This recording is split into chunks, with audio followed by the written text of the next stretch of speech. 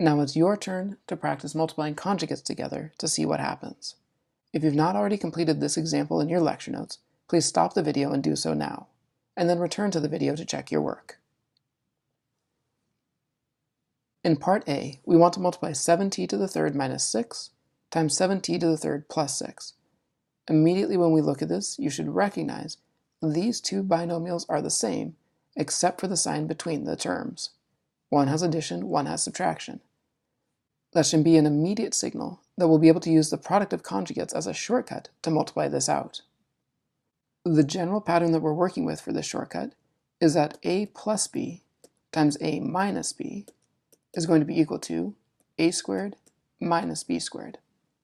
For our particular example here, 7t to the third will be our a for the pattern, and 6 will be our b.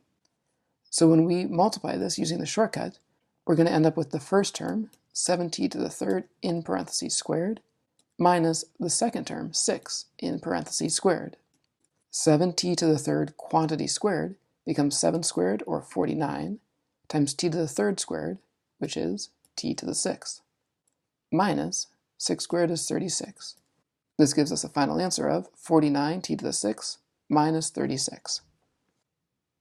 In part B of this example, we have the quantity 1/7 n plus 4/9 times the quantity 1/7 n minus 4/9.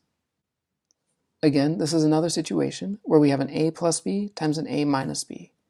In this situation, our a is 1/7 n, and our b is 4/9.